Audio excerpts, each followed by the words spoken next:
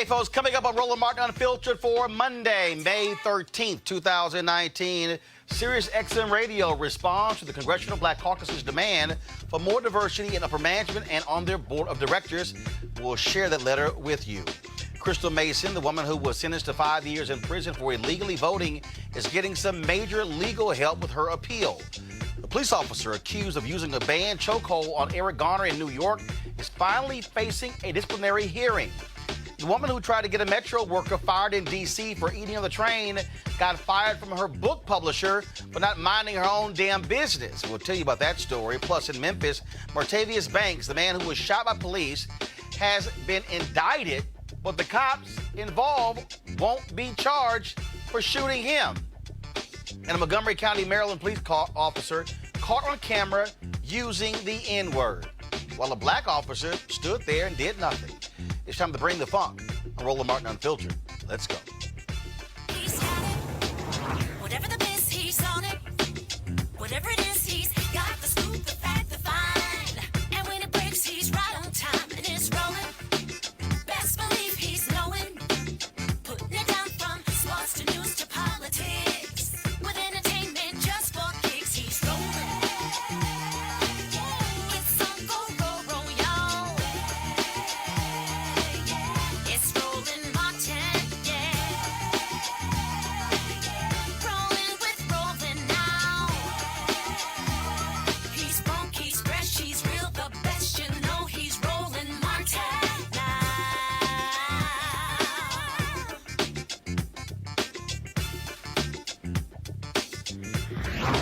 Martin. Last month, the Congressional Black Caucus sent a letter to Sirius XM Radio blasting them for the lack of African Americans on the board of directors and in upper management. The letter was signed by members of Congress Karen Bass, as well as Barbara Lee and G.K. Butterfield. Sirius XM Radio responded, saying that diversity and inclusion is a priority for the network. Now, in their letter, which they laid out, they talked about a number of issues. First of all, it was a fairly lengthy letter. Now, they said that it was a priority, but okay, what else? And so I found the letter to be quite interesting. The letter was signed first and foremost by the CEO of Sirius XM Radio, James E. Meyer. Now, he writes here, diversity has been a cornerstone of our success. We benefit every day from diverse perspectives. Over our 20-year history, we've created thousands of jobs for people of every race, color, nationality, and sexual orientation, and have invested hundreds of millions of dollars in communities and neighborhoods of color, including Oakland, California, Pandora's headquarters, Washington, D.C., XM's headquarters, in Atlanta, Georgia, our newest Pandora flagship office. Now, again, in this particular letter, they also talked that they have adopted the Rooney Rule. And, of course, this is what the letter says. As you know, the Rooney Rule requires teams to interview minority candidates for head coaching and senior football operations openings. This policy is plainly and prominently stated in our public filings with the Securities and Exchange Commission. They also say that they have been actively trying to find diverse board members and that their board's nominating and corporate governance committee has a search underway for a new board member and, quote, we intend to make sure that there are as many diverse candidates under consideration as possible. Now, in the letter, they talk about, again, creating Urban View, the talk channel, the nation's only 24/7 national radio outlet devoted to issues concerning African Americans. And again, talking about building a diverse workforce, but nowhere in here have they said what they're doing when it comes to hiring African Americans in the upper echelon. Now, what was interesting is that there are folks who always say that, well, you know what, I don't know why you make a big deal out of this, but the reality is when you look at who is making the decisions when it comes to not only the content, but also the jobs and the hiring, we want to make sure that black people are in those positions. This is also, so the CBC should be holding them accountable. One of the things they've been talking about is the importance of diversity as well. And so one of the things that we've also been dealing with, of course, is I'm Vice President for Digital for the National Association of Black Journalists.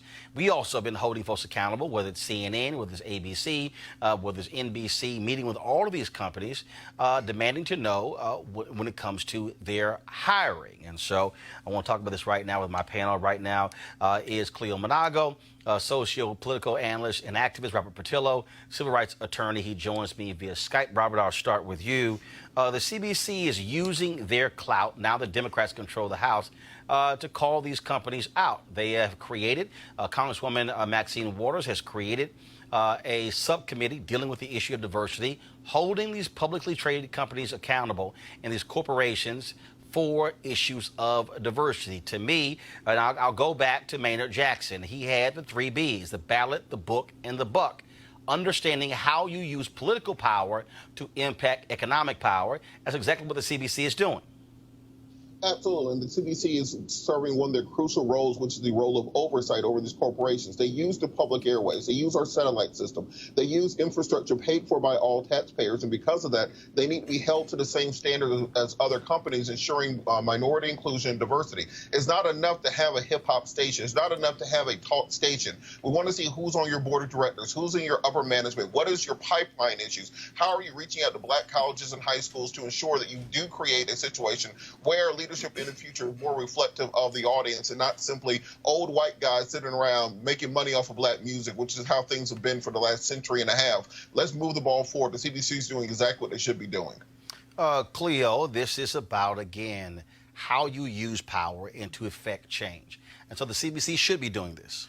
Yeah, I'm excited about this. As I said when we talked about this before, this is revolutionary. It might not be apparent to a lot of people that it's revolutionary because we haven't had this conversation before, and people have been accepting the lack of diversity in the background, or they assume because Don Lemon or whoever is on TV that everything is taken care of in the background, that there's black folks in charge. We really don't realize that they're just talent.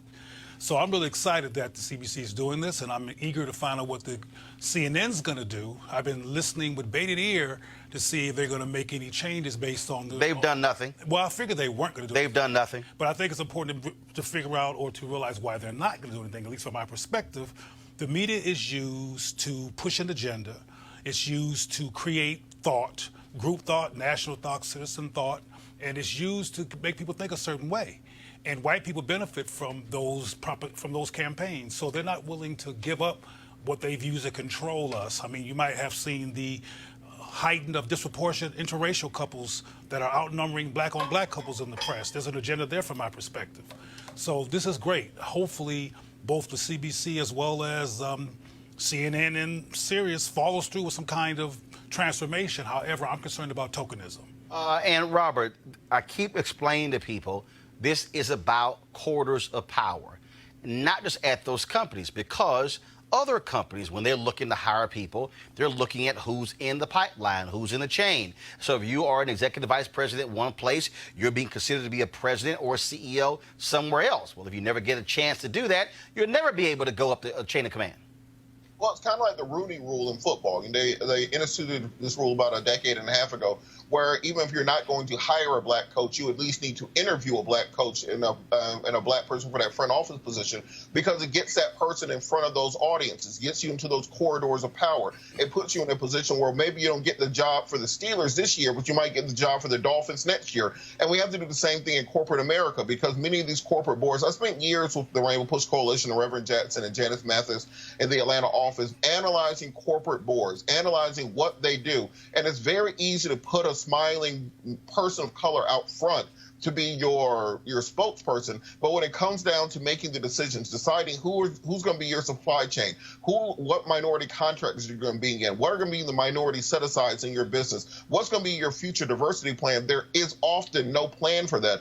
And we see that this is not simply a giveaway to the minority community. This is beneficial for the corporations also. A couple of weeks ago, Ancestry.com released a commercial where they had a slave owner running away with a slave, and no black person was in the room to tell them that was a stupid idea. So you need to have people there who can check you on the fly to make sure you don't get into these corporate faux pas. But you both have referenced power, and that's what I'm saying here. They're not interested. I mean, Roland already said that CNN hasn't made any moves yet. This is serious, y'all. We're talking about power over people's thoughts in this country, and the way they have been controlling the media has been very advantageous to white people and white folks in power. So they're not going to just simply move on with trying to change things based on these demands. Let's be real clear about this. And power is an essential word, and I don't think they want to give it up, including at Sirius. I mean, they said all this about all these representation they have, but like Roland keeps saying, when it comes to the power moves, there's nobody black home. Well, no, the companies don't. I mean, the bottom line is they don't want to give up power, but this is where Frederick Douglass said power concedes nothing without a demand, never have, never will. And so our job is to make those demands. And so what the CBC doing to me is critically important. What we're doing at NABJ is critically important. But also, here's what's very interesting about it. When you talk about how media operates, Robert, I'll go to you. I tweeted this out this weekend, and I've already done a search. Not a single media writer outside of black outlets has written about this issue. Of course. I'm talking about Politico, nothing. Of course. NBC media writers, nothing. Huffington Post, nothing. Wall Street Journal, nothing. And so you have all these people out here who are covering media, and none of them have written about the CBC. I've posted the full CBC letter. Nothing. Nothing at all. And that's also part of the deal. This is also why media does not like when others call them out. And so these media writers are doing the bidding of these companies, and that's the game they're playing. Just like I tweeted Howard Kurtz and said, how is it that Howard Kurtz has said nothing? He has a media show on Fox News. Brian Stetler has a media show on CNN. They've said nothing about what the CBC is demanding from Sirius, and they have said nothing about NABJ calling out CNN. Media, white folks in media protecting white folks in media, Robert.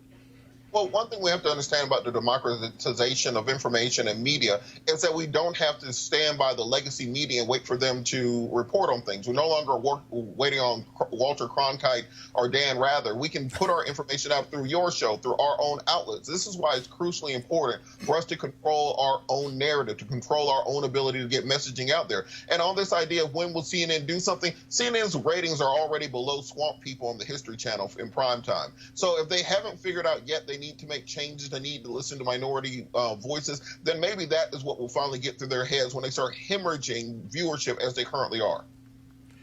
Well, it's true that we should have independent black media. I support it. Every chance I get, I'm involved. However, we also need to hold accountable the white supremacist agenda and the benign behavior of these people in these power positions that control major thought in this country. They control why we get killed by the cops. They control why we're criminalized. They control divisions between black men and women. They control how we see communities that are black and how we dismiss our own value as a people. They have huge impact and need to be held accountable, and we need to hold them accountable until they do something, as opposed to what they hope we do. We just go quiet, go away, not say nothing, and then we finally change the topic until there's a new sensation in the press, which is what keeps on happening, by the way. Well, one thing I won't be going quiet, and again, by being able to control the platform, then they can't tell you what to say and what not to say. All right, folks, let's go to our second story. The Leadership Conference on Civil and Human Rights. They have sent a letter to all United States senators encouraging them to oppose the confirmation of judicial nominees who won't state that Brown versus Board of Education was correctly decided. There's a list of 27 pending nominees. This week marked the 65th anniversary of Brown versus Board of Education. And Robert, we have seen numerous individuals who have come before the Senate committee, and they won't say that Brown was correctly decided. Now, there's this whole deal of I don't want to, go on record as answering specific questions, but damn, if you can't say that Brown was correctly decided, you have no business being on the federal bench. All right, let me bifurcate my answer real quick. So the first part is going to be the legal analysis of this. What many of the judicial nominees are saying is that because you are asking them to rule on something speculatively, because you're asking them to give their decision on something, that can be used in oral arguments or in Supreme Court and amicus briefs in the future, quoting back to their Senate testimony during their confirmation hearing. But they're not ruling. They were specifically asked, do you believe that Brown versus Board of Education was correctly decided, which ended segregation in schools? That's the case. And as I said, I'm giving you their rationale for why they're not answering that, because they don't want to be held to an answer in the future on these issues. What? What's the answer that they're held to? Yes. Well, no, because if let's say that this is a hypothetical that I saw in on law.com a couple weeks ago. Let's say in the future it's a question of do illegal immigrant students get the same right as American students? Do we issue the same protections for trans students as we do for African American students? And do we cite back to these statements on Brown later on? That's the hypothetical situation there, and that's the reason they don't want to lock themselves into that. However, I do think that these are very intelligent and smart lawyers who should be able to craft an answer that both affirms their commitment to Brown and preserves their ability to have leeway and not be locked into that in the future. I think it's an exercise in cowardice for these people not to be able to answer a simple question on Brown versus the Board of Education, one of the bedrock pieces of Supreme Court jurisprudence from the 20th century. If you can't say you support Brown, then you probably don't need to be on any federal bench. I'm not convinced they actually agree with Brown, Cleo. Exactly. I mean, sometimes people kill me with logic and breaking down the facts of the matter as if they matter to these people. These people don't want to articulate anything that's going to put a wrench in their power. They don't want to support something that's going to create room for so-called minorities and so-called immigrants to come in here and interrupt their make America great again agenda. It's really that simple. Their intellect and their legal capacity to litigate, etc., is not the issue. Their position and their philosophy is the issue, and they don't want to do anything that's going to go against their white nationalist philosophy. Well, I just think that this is not hard. And the fact of the matter is, these are largely conservative judges who are being asked the question, and they won't answer it. 90% of the judges that Donald Trump has appointed have been white men. Mm-hmm. I think one has been African American. What you are seeing is clearly, Robert, an effort by Trump, by Mitch McConnell and Republicans. They want to put largely white men, far right-wing men, on the federal bench so they can be there for the next 40 years. Period. Well, this is part of the reason I think people need to start, and should have started 5 years ago, paying attention to Mitch McConnell. Because what Mitch McConnell did throughout the Obama administration wasn't just to block Merrick Garland. He blocked federal judicial nominees throughout the entire Obama administration, to the point that when Trump took office, there were over 100 vacant judgeships which had not come to a vote. And by Republicans keeping the Senate and increasing their margin in the 2018 midterms, Democrats have to make this their top issue going into 2020, the preservation of the judiciary, because no matter who wins the House, the Senate, the presidency, if you allow Republicans to place 100 new federal judges on the bench over the course of the next several years, and maybe between 3 and 4 more additional Supreme Court justices on the bench, everything else becomes academic. That's the only thing that matters for the next half century of American life. So while we're running around chasing all these issues, we're going to repeal the Electoral College, going to have a Green New Deal. Every candidate needs to be keying in on this issue of the judiciary, because that's what matters, not just for our lifetime, but for our children's lifetime after us. But also, I think this goes right into the fundamental problem the Democrats have right now, is you've got all these folks who are running for president. Now you might have a 24th person jump in, the guy who's the governor of Montana, even though Chuck Schumer would love for him to run for the U.S. Senate there. Beto O'Rourke is lagging in the polls big time. They would have loved for him to run against John Cornyn next year for the United States Senate. Stacey Abrams announced that she was not running for U.S. Senate. People really wanted her to seek the U.S. Senate position in Georgia as well. You've got candidates there in Colorado and others. Democrats actually could have a good chance at retaking the Senate by having strong candidates, but hell, they all want to be president. Well, on that point, exactly. I've been making this point for weeks. Let's understand that since 1900, only 4 elected presidents haven't been reelected. Only 4. And 2 of those were because of third-party challengers. That was Taft and H.W. Bush. 2 of those were because of a failing economy, Hoover and Carter. But so the The real meat is going to happen in the Senate. Democrats really could retake the Senate, but instead of having 30 people running for president, let's get people challenging every single one of these Senate seats. Let's get people fighting and fundraising and organizing statewide. A state like Georgia, where I'm from, where Stacey Abrams isn't running for president, are running for United States Senator, we have about 500,000 unregistered African Americans in the state.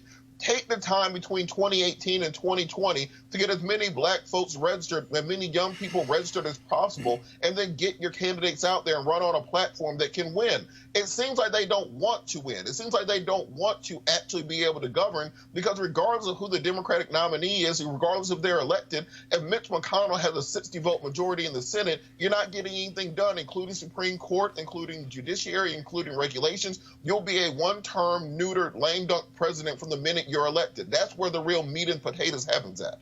Well, Joe Avis Jones, we leadership strategist. Avis, I want to ask you this question. Over the weekend, I saw a story where several CBC members were quoted as saying they would love a Biden-Kamala Harris ticket. I tweeted this before we came on the air, that to me, it is an abomination for any member of Congress to be commenting on a presidential ticket when, first off, Joe Biden there's not been one debate, not one vote has been cast. Joe Biden has not earned the nomination. Senator Kamala Harris has not lost the nomination.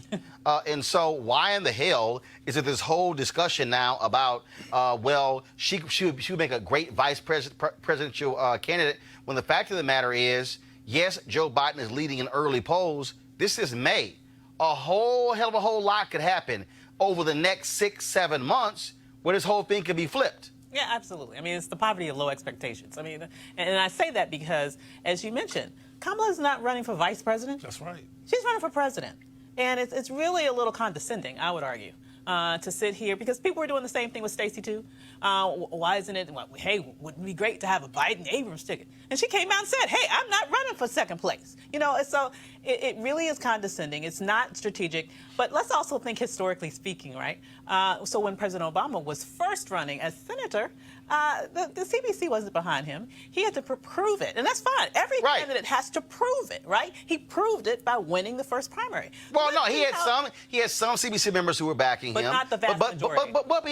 And here's the deal, though. Because CBC members had long-time relationships with Hillary Clinton. Absolutely. Hell, And the reality is the majority of the black voters weren't even polling in his favor. So, you know, we're very early in this process right now. We have plenty of time. And I have to agree with the previous sort of argument that you were, I think this is just absolutely ridiculous that the Democrats are not being strategic and thinking, why is everybody and their mama running for president? No, actually they are. No, seriously.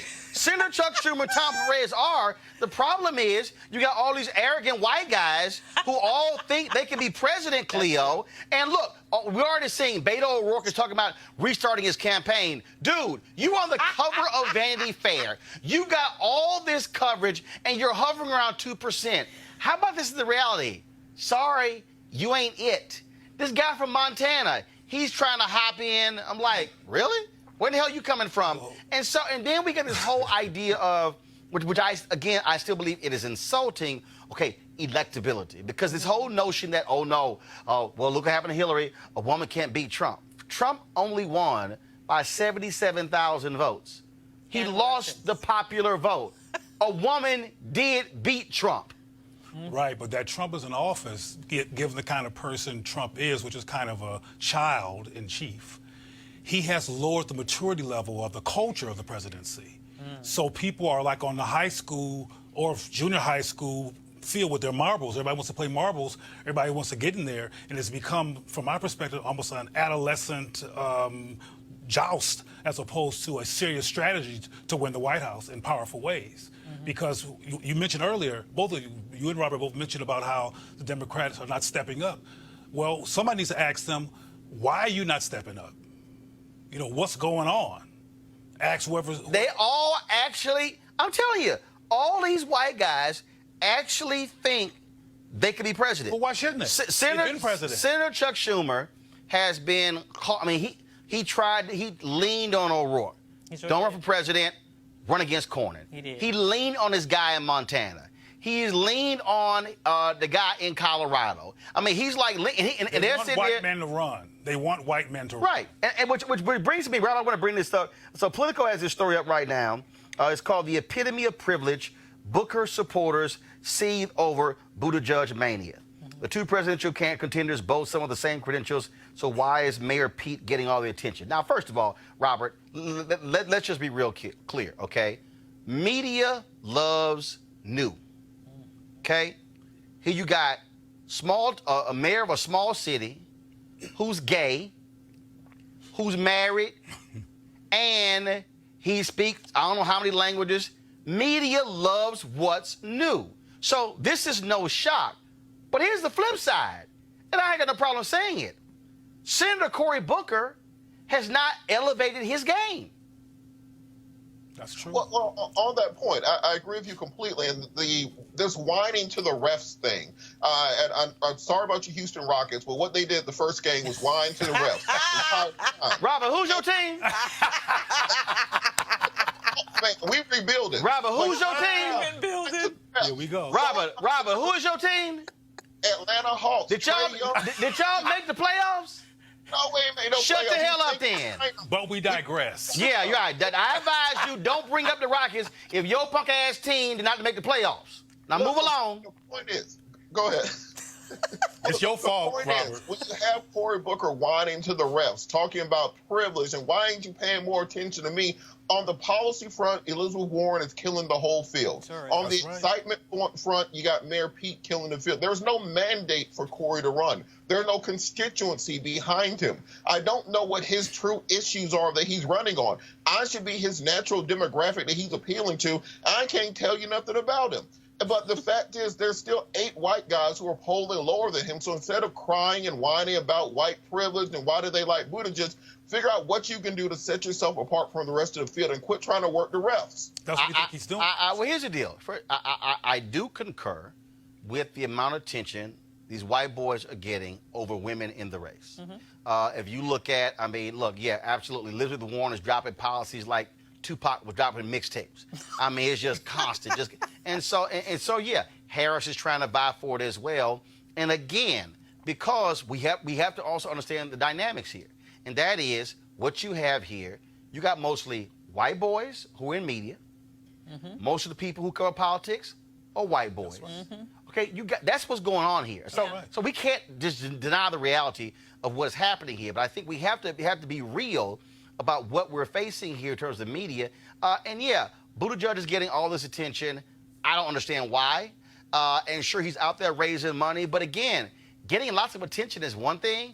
Beto O'Rourke got tons of attention. The question, though, is what are you saying or doing that's going to resonate? Are you building infrastructure? Are you on the ground? See, here's my deal. Attention is one thing, but are you methodically building your support in South Carolina? Are you building it in California, in Nevada, in Florida? So let's say, because I'm telling you right now, if I'm Cory Booker or Kamala Harris or Julian Castro, I don't give a damn about Iowa and New Hampshire. I don't. Damn. No, I don't give a damn. Because the reality is... Didn't they help Obama? Huh? Didn't they help Obama? Well, no. First of all, 2008 was totally different. So let me walk folks through. Here's the deal. True.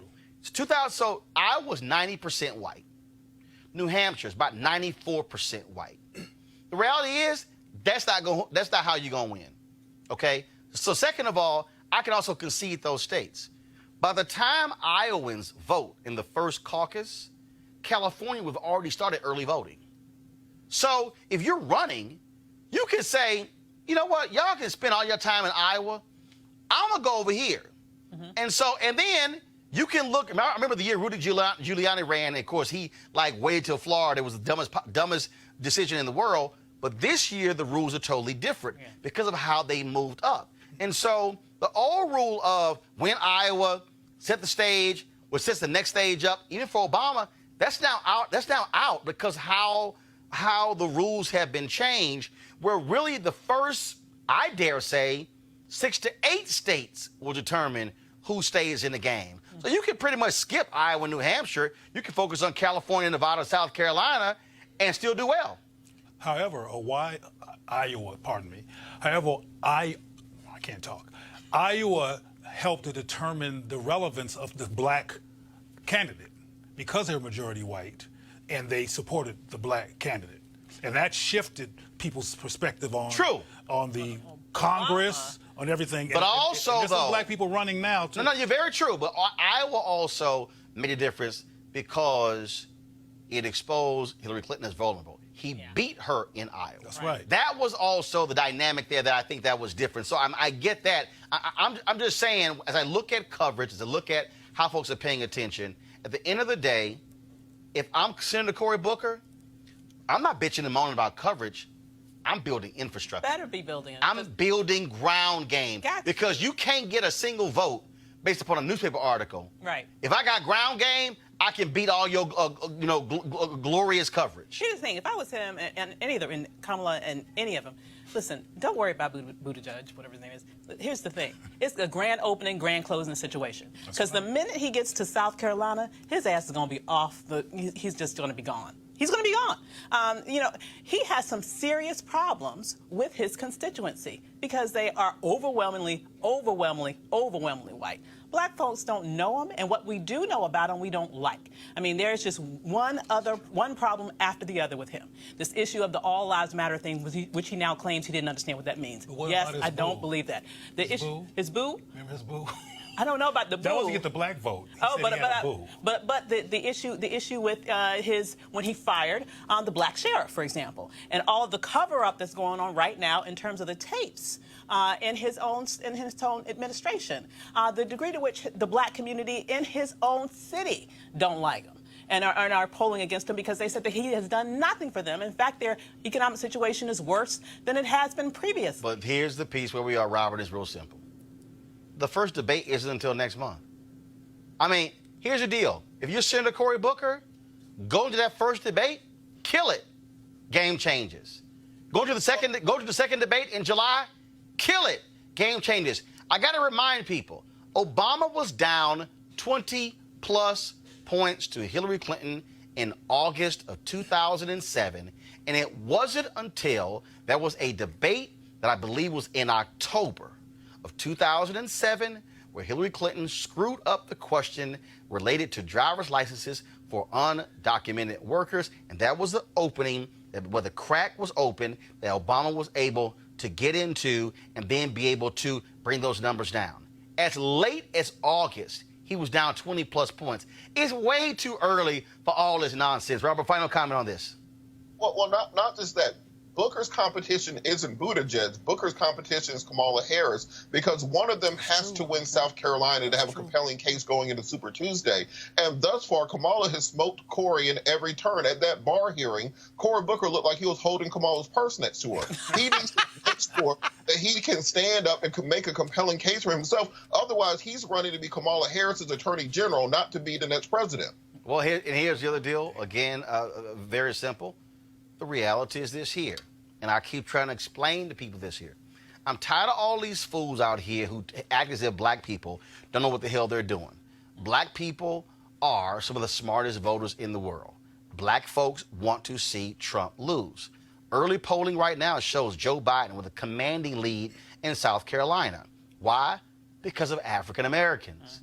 We have to understand that how black voters in 1984 weren't caught up in Run, Jesse, Run. Black folks love Reverend Jackson. They couldn't stand Ronald Reagan. Who do they support? Walter Mondale. Same thing happened in 1988. Remember the year 2004? Former Senator Carol Moseley Braun and Al Sharpton, they both ran. Black folks don't give a damn about neither one of them. Not one. I remember betting Keith Cleanscales, who then was the CEO of Vanguard Media. Keith just swore to me, we bet a steak dinner, that he said, man, Sharpton's going to win South Carolina. I said, Al Sharpton won't even come in third place in South Carolina. And he didn't, because black voters were concerned about beating then President George W. Bush. And so I don't understand why folks don't understand where black voters are. And so Joe Biden right now is polling very well. The bottom line, though, is we'll see what happens with him, with Senator Sanders, with Elizabeth Warren. But again, to everybody who's watching, I want y'all to understand, ain't nobody casting a vote for at least 7 months, okay? And so all this crap, y'all don't get all excited about, oh, this early poll, this don't mean nothing.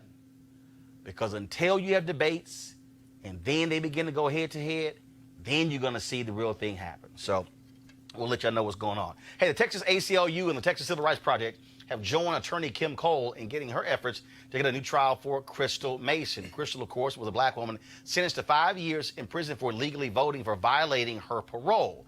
Now, remember, she served the violating her parole on the state level, but voting illegally on the she violated her parole on the federal level. She is in a halfway house, but she still is facing the 5 years on the state level.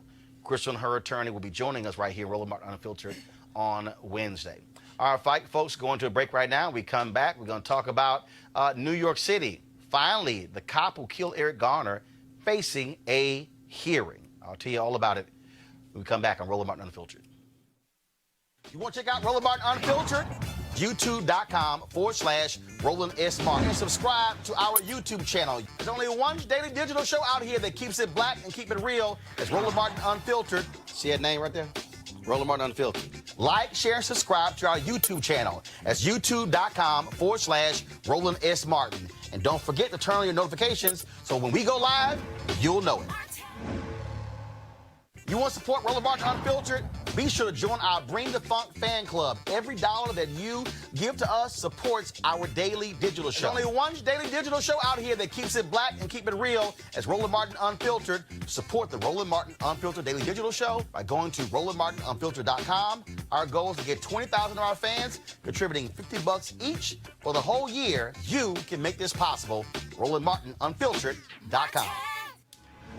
All right, folks, inviting you to come out swinging and join me for a day of golf at the University for Parents Golf Tournament on Saturday, June 22nd in Southwest Atlanta's Wolf Creek Golf Course. It's a golf tournament with a purpose, a fundraiser for the University for Parents, a program designed to empower parent learners through education, inspiration, and support. This is all tied to Susan Taylor's mentoring program, National Cares Mentoring Program. Now, when you empower the parents, you also empower the children as well. The location of the tournament is 3000 Union Road, and the shotgun start time is 9 a.m. To register, go to www.u4parents.org. The letter U for parents.org. Hey guys, tomorrow, do me a favor when we do this here, put the website at the bottom of the screen here. It's a little small on that flyer. For more information, call 770-316-3487, 770-316-3487. And I certainly hope to see you there. Folks, Officer Daniel Pantaleo, who was accused of using a banned chokehold in the 2014 death of Eric Garner, will finally face a police department hearing. Now, he's a plainclothes officer in the green shirt in this video. Roll it, please. Hold on. Don't touch him, please. Girl came over, gave us a bag of baby shit.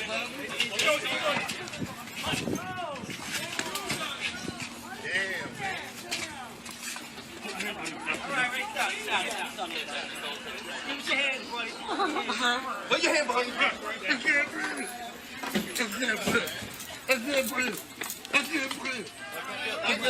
Now, Pantaleo and the police department have claimed that it wasn't a chokehold. We all have eyes. We saw it was a chokehold. Also, the medical examiner ruled it was a homicide. They tried to say, oh, no, it was his heart disease that contributed to his own death. Well, if he wasn't being choked, then he could have been able to breathe. Also, there was a protest this morning demanding that Pantaleo be fired. He has been on desk duty since Garner's death, but still getting paid for the last 5 years. And so we'll let you know how that's going. All right, folks, over the weekend, this thing blew up social media. Natasha Tynes is an author, was just about to get a major publishing deal, but she just couldn't mind her own damn business. She tweeted a picture of a black Metro worker eating on the train, saying, quote, when you're on your morning commute and seeing a Metro employee in uniform eating on the train, I thought we were not allowed to eat on the train. This is unacceptable. Hope Metro responds. When I asked the employee about this, her response was, worry about yourself. Okay. The publishing house distributing her novel dropped her, and her publisher delayed the planned release of the book. The Metro worker did not face any action whatsoever because they also only have 20 minutes time to eat between going from one place to another. We'll go to you, Avis. First of all, the company that was going to distribute her book made it perfectly clear, black women read books. Hello. And they Yeah. are, so the distributor said, we're not distributing her book. They're not putting pressure on the publisher, also in her book deal. Times has now made her Twitter account private because she was getting lit up, and deservedly so. Absolutely. I mean, Black Twitter was on her like white on rice, no pun intended.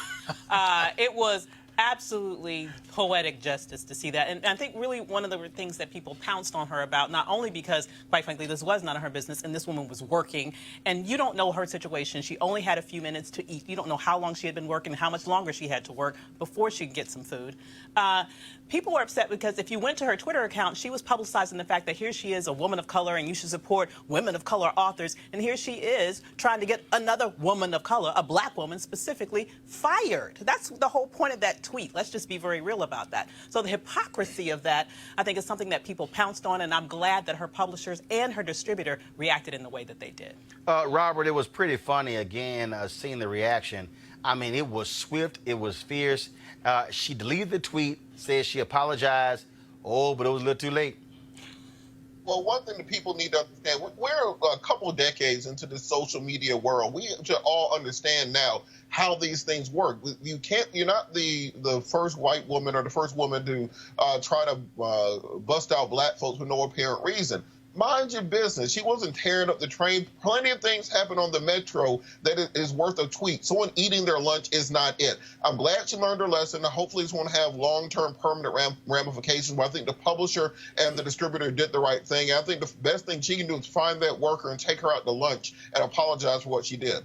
And in fact, I would advise that, Cleo, because she needs some serious reputation fixing going on right here. And again, here she was dogging this worker about to affect her money. Now, Natasha's book deals about to affect her paper. Well, clearly she didn't know all this was going to happen. All she knew was that a black woman was eating, and how dare she eat. And my focus here is on how people project and look at black women or working class people and judge them and try to punish them for being who they are. And that's what she tried to do. So I'm glad that she got what she deserved, and we'll see who does publish her book. But sister, keep on eating. Eating is important. It is. All right, folks, let's talk about this next story. The Montgomery County Maryland Police Department says it is investigating a white female officer after she was recorded on Instagram Live and on her own body camera using the N-word while talking to a group of black men. Y'all, check out this crazy-ass white woman. Got a whole bunch of paperwork. Hey, we're trying to, you want to get out of here fast, right? So if we have more people, y'all niggas been trying to something. You want to get out fast. Racist ass bitch. No, that's cool. I bet she ain't had that badge on. She won't call us no niggas. Oh, yeah, this took place outside a McDonald's restaurant in Silver Spring, Maryland, where, according to Montgomery County Police spokesman Captain Thomas Jordan, 4 African-American men were originally approached by an officer for loitering and trespassing. Now, cue up the tape again, because I want y'all to see there's a black cop standing right there who's writing. He don't say a damn thing. Press play. Got a whole bunch of paperwork. Hey, we're trying to, you want to get out of here fast, right? So if we have more people, y'all niggas been trying to something. You want to get out fast. Racist ass bitch. No, that's cool. I bet she ain't had that badge on. She won't call us no niggas.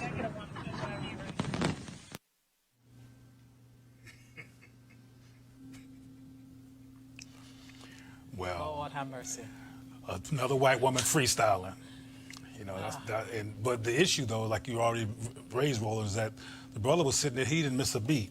Right, he just sitting here, like, filling the report out. Just like when a brother or sister's being harassed by cops, beat, lied on, killed, some of them show up and co-sign the ticket. So, you know, I'm mixed about this. Obviously, I'm against the N-word. I don't use the N-word, but the N-word is so part of our culture, and she probably was thinking of a song she heard that morning on the radio. Who knows? It's wrong. So don't get the impression from me that I'm saying it is right. Right. But Ava, she was mighty damn free. She was too damn familiar. No. She got a little white rhythm on it. No. Right, it's like Okay. y'all niggas. And why is she still employed? I mean, the only statement that I've seen from the Montgomery County Police Department is that they're going to look into this. She does not need to be employed, because if she feels that comfortable to be calling black people niggas, knowing that she has her own body cam on, knowing that she's being videotaped because something is, I mean, clearly you can see her in clear view, then what else is she comfortable doing, knowing that they're not going to be any But I think consequences? this goes beyond her, Avis. I think, as I said earlier, what about the cops who I were agree. sitting right there, didn't flinch, didn't move, I smoothly completely continued to write? When we punish, quote, the white woman for doing what she's doing, what are we going to do about the co-signing black people? Robert, she was mighty damn comfortable. Well, you can tell from the black officer's reaction or lack thereof. She says that all the time. Yeah, exactly. It's Exactly. urgent to say it. He probably is in the car listening to songs, rhyming along with her while she's doing it. She was a little bit too familiar. This wasn't a slip of the tongue. This is just how she talks normally. Yep. So you need to bring that whole crew, that whole shift in, Exactly. and explain to them to get their white woman under control. You can't just have her out in these streets wilding out and making us all look bad. Look, if you're going to be teaching her to say all this stuff, you got to be held accountable for what you taught her. So you need to get that bald head dude who was writing, get him in there and get him on probation too, That's what I'm because saying. he can't be training these white folks to act like this. He gonna get her That's what I'm beat. saying. Bottom line is, I can't wait to see what their response is. And again, I'm waiting for the fraternal order police to go, it's okay. She was just trying to be familiar. You know that's coming. You know that's coming. Like You know it's clockwork. coming. All right, folks, let's talk about a case, it's a stunning case. Police officers involved during the shooting of Martavious Banks. Okay, this has been crazy, y'all. Have been cleared of criminal charges. Now, Banks was shot by Memphis Police Department officer in September. The officers involved in the incident did not have their body cameras turned on during the incident. In fact, they were turned off. Banks is up on charges of intentionally evading arrest in a motor vehicle with risk of harm to others, unlawful possession of a weapon, driving while license suspended, revoked or canceled, and reckless driving. It's really, Robert? So the brother gets shot. They happen not to turn the cameras on, and now he's facing charges. Well, one thing that I can definitely say as we get into this 2020 race, I've not heard a single candidate say that they're going to make a federal standard for tamper-proof police body cameras that are saved to an independent tamper-proof server. That is what is required. We got money to go drop bombs on Iran and everybody else. We got money for the Green New Deal and every other thing. I need a candidate to say they're going to make that a federal law, and for any police department to get federal funding, they're going to be required to be equipped with tamper-proof body cameras, because this happens too often where the body camera either malfunctions, it falls off, it turns off, it was broken at the time, something along those lines. And luckily, this brother isn't dead, but we see that as the result far too often. We need to make this part of our agenda, not these broad verisimilitudes. We need to actually pin some people down on policy issues that will help us immediately. You're right. And we'll see if any of these candidates have the guts to actually do that. Henry, go to my iPad, please. I want to talk about this opinion piece here. This was dropped over the weekend. Alyssa Montano. She wrote this piece in the New York Times. It's called "Nike Told Me to Dream Crazy Until I Wanted a Baby." And she talks about, of course, being one of the Nike athletes. But then when she got pregnant, she was not able to get paid. And so she talked about the difficulty. And so she basically calls Nike out.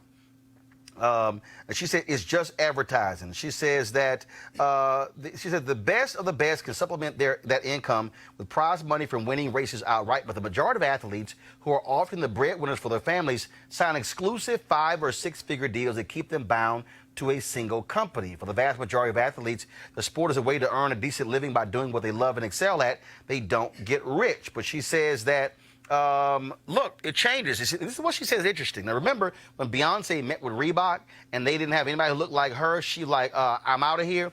Well, Alyssa writes that the 4 Nike executives who negotiate contracts for track and field athletes are all men. Phoebe Wright says getting pregnant is the kiss of death for a female athlete.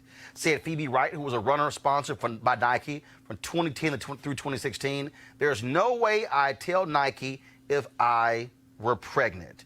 And a number of women in here talked about this here in terms of not being able to still be supported by the company. What they're saying here, Avis, is that these companies are only paying folks while they are actually performing. But the women are saying, well, if we have a baby, we can't perform, we should still get paid while we are recovering from having a baby. Absolutely. And I'm going to, beyond just the common sense moral case that can be made around this, let's just talk about this strictly as business. Guess what, Nike? Pregnant women actually work out. Okay, please. This could have been a boom for them if they would have contextualized it correctly. I mean, it's absolutely ridiculous that women keep on being punished in every way imaginable just for the very natural human act of having children, or, in other cases, choosing not to have children. Robert, Nike acknowledged in a statement that some of its, go back to my iPad, please. Nike acknowledged in a statement that some of its sponsored athletes have had their sponsorship payments reduced because of pregnancies. But the company says it changed its approach in 2018, so the athletes are no longer penalized. Nike declined to say if it wrote those changes into its contracts. Robert? Well, this is why it's so crucial, as we were discussing earlier about Sirius, about representation in the highest levels of any corporation. Who's on that board of directors? Who is part of that committee which decides on athlete pay? Or do you have women of color there? Do you have a diversity that actually looks like America? And do you have people who can speak to these issues from a first-hand perspective and not just a table full of old white guys deciding to take checks away from pregnant women? We got to make sure that we hold these companies accountable. The public face is wonderful. Everyone loves Jordans. Everybody loves getting a pair of LeBrons or wherever else. Let's make sure that the people behind that, the ones who are making billions, not millions, actually look like the individuals who are impacted, and that we have representation in that decision-making process. Cleo, it says here that Montano, I remember in 2014 when she ran the United States Championship, she was 8 months pregnant when she was competing. And she was celebrated as the pregnant runner. Privately, she had to fight with her sponsor to keep her paycheck. Patriarchy is a bizarre evil. Why, this is almost a rhetorical question, but why would you punish women for carrying and giving life and being pregnant? It's just insane. It reminds me of so many other things that people in this country do that's just like paying teachers nothing who are in charge of the children's lives as they develop, and having a rationale for that, or not responding to it in a progressive way. This is strange. It's just bizarre that anyone would punish women for being pregnant. That's how you come here. We need people to be pregnant, and we need to affirm that. So I don't get it. And this was the full statement that Nike actually released. Let me pull this up, please, here. This is the statement. Go to my iPad, please. Nike is proud to sponsor thousands of female athletes, as is common practice in our industry. Our agreements do include performance-based payment reductions. Historically, a few female athletes have performance-based reductions applied. We recognize that there was inconsistency in our approach across different sports, and in 2018, we standardized our approach across all sports so that no female athlete is penalized financially for a pregnancy. 2018. Wow. They only had to wait until 2018 to make a change. But that they even have to be told to make a change. They had mothers. Patriarchy can be real. It's a hell of a drug. Yeah, and it's disorienting, apparently. Well, again, that's exactly how those things roll. Hey, folks, tomorrow on HBO, it's going to be the debut of a new documentary called What's My Name? Muhammad Ali focuses on him, of course, being the life of the great. It's directed by Antoine Fuqua, brother. Of course, he's directed numerous movies. Co-produced by LeBron James. Here is a clip of the documentary. Anybody who's doing the right thing, they catch a lot of hell. You cannot please God and the devil too. Well, I'm rejected here and rejected there, and I have a good feeling spiritually because I'm right. If I wasn't right, then they would accept me. Cassius Clay is a name no more. Yes, sir. It's Muhammad Ali. He's more capable of speaking for himself than any man in this country. This kid had that style, this quickness. I'm gonna hit you 6 times before you count 2. Go. What you? You wanna see it again? Boys in Vietnam are throwing away their lives. Mr. Muhammad Ali has just refused to be inducted into the armed forces. He got the title because the draft took my title. Well, I'm through. You won't hear no more about Joe Frazier. comes Muhammad Ali. I'm the boldest, the most creative, greatest fighter of all time. I'm out to conquer immortality.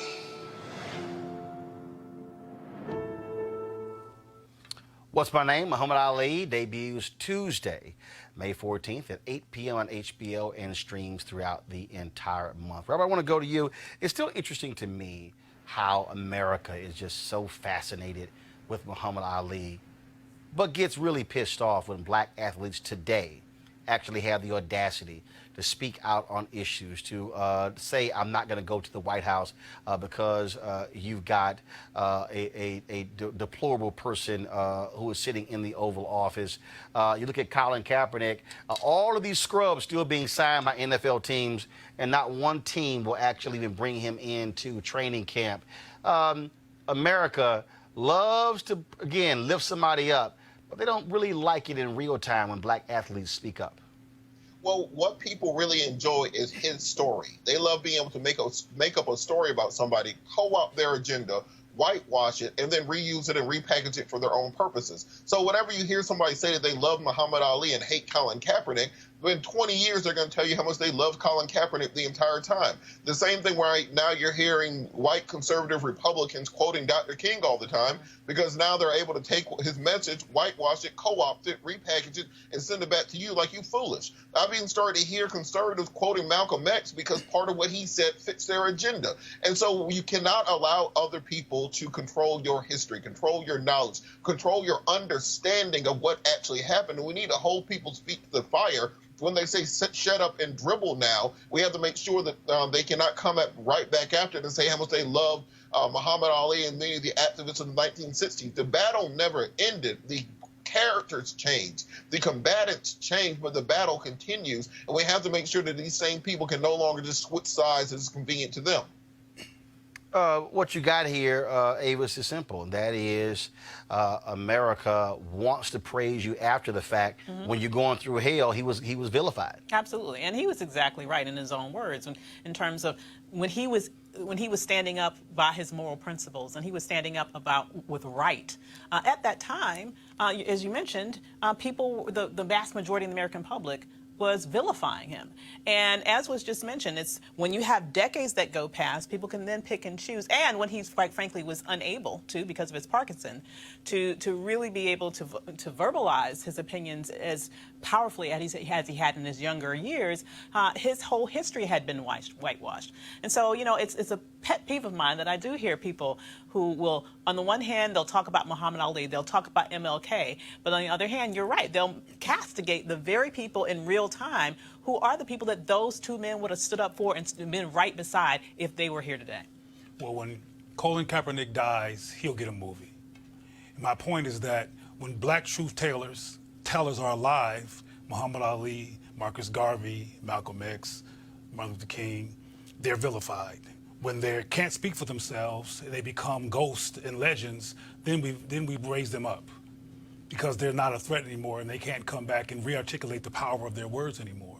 And this is great that Muhammad Ali is being praised, but when he was alive, films like this should have been made. But this is the press that's controlling this. But also, the press won't allow these kind of videos to be made when the person's still alive. I also dare say that America loved Muhammad Ali the moment he could not talk. That's the same thing. Same thing. I mean, I don't care. Had Muhammad Ali not been affected by Parkinson's disease and was able to speak out on injustices. Exactly. Oh my God, they still would be throwing him under the bus. Like Kaepernick is being thrown now under the bus. Same thing. And that to me, Robert, I think is something that's important for us to always understand, that the reality is you say what needs to be said regardless of whether or not you're going to be loved, because righteousness is what should reign supreme. Yep. Well, there's an old African proverb that says a prophet is never honored in their own land. That's how our athletes, how our leaders often are. And during their own time, in their own country, they're not appreciated. They're demonized. Nobody loved W.B. Du Bois when he was alive. in the mainstream white America. Nobody had this level of love and respect for many of our leaders throughout the years. It's only once they can change their messaging for their own purposes.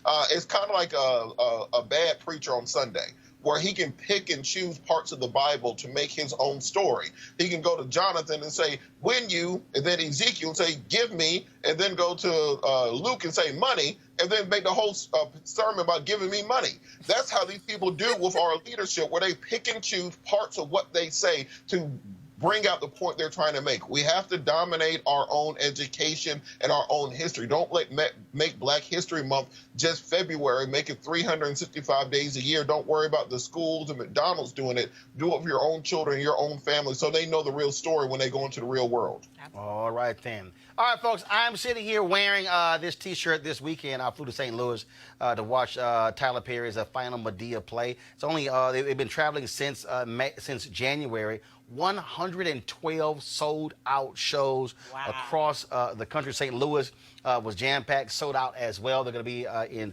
Pittsburgh and New York this week. And so Tyler been hitting me up saying, "Hey, you got to come check it out." And so I appreciate him and a crew giving me the gift bag. And so I said, "What? This is the first actually Medea play I actually seen. Had you seen any of them before?" I've not seen a play. I've not seen any of his plays. Cleo? I have not been interested in Medea. Robert, had you seen any of them? I'm not gonna watch no 6'5" man in a dress, but what if they were 6 feet? 5'9"? And you gonna watch? Good. I love the studio and all the help they're giving to African American films and movies and actors. I ain't watching no man in a dress. I tell you what, though, Medea plays made all that possible, and so I certainly had a good time, and I did. I mean, it's just true. I mean, look. At the end of the day, this is the second studio that he's built, and so that's actually what led to all of that. And so you got that 300-acre compound, which is major, there in Atlanta. And so again, so it was great seeing David Mann, Tamla Mann, Cassie, all the folks who were in it. And so again, St. Louis, it was great seeing all of y'all there as well. All right, folks, is it for us? Be sure to support Roland Martin Unfiltered by going to RolandMartinUnfiltered.com. Every dollar you give joining our Bring the Funk fan club goes to support this show. Tomorrow we're going to be on location from the Bible Museum here in Washington, D.C. There's a screening of a powerful new movie that's opening in June about Emmanuel 9. We will have some of the survivors on our show tomorrow. So we'll be broadcasting on location. I'm going to also be moderating a panel after the screening of the movie. We'll be live streaming that for you as well. And so you do not want to miss that tomorrow. And so only this show will be doing that, folks, which is one of the reasons why you need to support this. Black-owned, independent. We call our own shots, speak our own truth, and we ain't got to ask nobody for permission. And so please go to RolandMartinUnfiltered.com. Also, Friday, I'm going to be giving the commencement speech at Bowie State. It'll be the 18th college commencement speech that I've given. Looking forward to that. And so this week, all this week, we're going to be live streaming. We're going to be restreaming, actually, a number of the other commencement speeches that I've given over the last several years. And so I did Virginia University of Lynchburg a couple of weeks ago. And so we're going to stream that for you right after this show ends. And so we had some fun ones. And y'all really going to enjoy this because, see, one of the things I can't stand when I do graduations, you know, like I appreciate that a brother who sang a song. I think it was Total Praise, one of those songs, but it was a little too slow for me. So I had to say, y'all got to crank this thing up before I speak. And so same thing. And so you'll see some of the commencement speeches. Like if you go to Google right now and you type in Roland Martin and Grambling State or South Carolina State, and when you see the band getting funky, that was because I told him to go ahead and get funky. So we turned out graduation, and so it was hilarious because the presidents were looking like, I know he didn't, but then when you commence a speaker, you can do what the hell you want to do. That's how we roll. So we're going to have those speeches for you streaming this week, so we certainly hope you enjoy them. Looking forward to that. So I'll see you guys tomorrow. Got to go. Holla!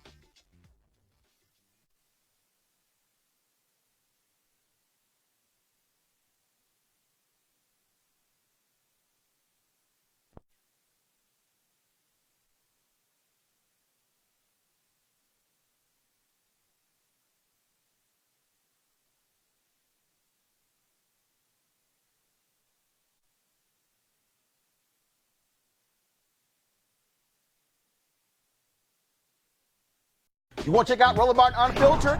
YouTube.com/Roland S. Martin. And subscribe to our YouTube channel. There's only one daily digital show out here that keeps it black and keep it real. It's Roland Martin Unfiltered. See that name right there? Roland Martin Unfiltered. Like, share, and subscribe to our YouTube channel. That's youtube.com/Roland S. Martin. And don't forget to turn on your notifications so when we go live, you'll know it. You want to support Roland Martin Unfiltered? Be sure to join our Bring the Funk fan club. Every dollar that you give to us supports our daily digital show. There's only one daily digital show out here that keeps it black and keep it real. It's Roland Martin Unfiltered. Support the Roland Martin Unfiltered daily digital show by going to RolandMartinUnfiltered.com. Our goal is to get 20,000 of our fans contributing $50 each for the whole year. You can make this possible. RolandMartinUnfiltered.com. Hey fam, want to check out Roland Martin Unfiltered? The blackest show on all of digital, cable, and broadcast. Check out our audio podcast. There's only one daily digital show out here that keeps it black and keep it real. It's Roland Martin Unfiltered. Press play.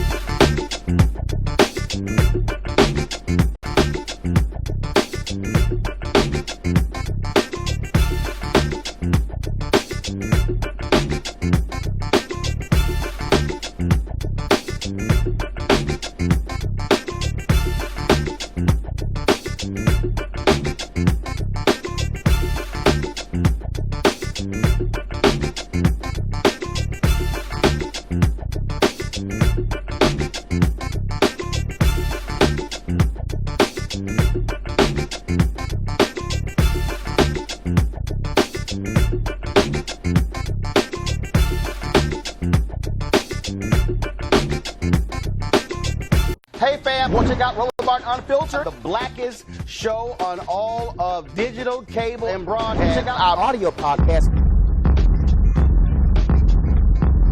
There's only one daily digital show out here that keeps it black and keep it real. It's Roland Martin Unfiltered. Press play.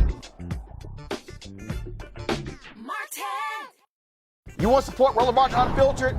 Be sure to join our Bring the Funk fan club. Every dollar that you give to us supports our daily digital show. There's only one daily digital show out here that keeps it black and keep it real. It's Roland Martin Unfiltered. Support the Roland Martin Unfiltered daily digital show by going to RolandMartinUnfiltered.com. Our goal is to get 20,000 of our fans contributing $50 each for the whole year. You can make this possible. RolandMartinUnfiltered.com.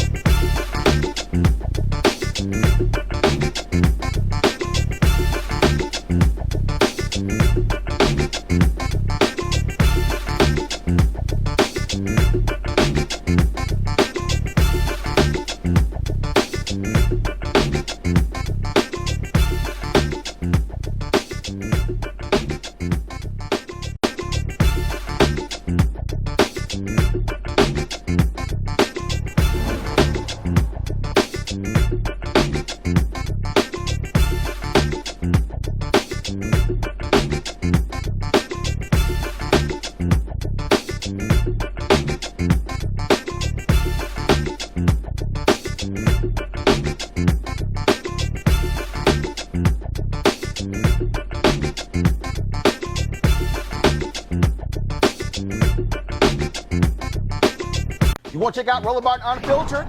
YouTube.com/Roland S. Martin. And subscribe to our YouTube channel. There's only one daily digital show out here that keeps it black and keep it real. It's Roland Martin Unfiltered. See that name right there? Roland Martin Unfiltered. Like, share, and subscribe to our YouTube channel. That's YouTube.com/Roland S. Martin. And don't forget to turn on your notifications so when we go live, you'll know it. Hey fam, want to check out Roland Martin Unfiltered? The blackest show on all of digital, cable, and broadcast. Check out our audio podcast. There's only one daily digital show out here that keeps it black and keep it real. It's Roland Martin Unfiltered. Press play. You want to support Roland Martin Unfiltered? Be sure to join our Bring the Funk fan club. Every dollar that you give to us supports our daily digital show. There's only one daily digital show out here that keeps it black and keep it real. It's Roland Martin Unfiltered. Support the Roland Martin Unfiltered daily digital show by going to RolandMartinUnfiltered.com. Our goal is to get 20,000 of our fans contributing $50 each for the whole year. You can make this possible. RolandMartinUnfiltered.com.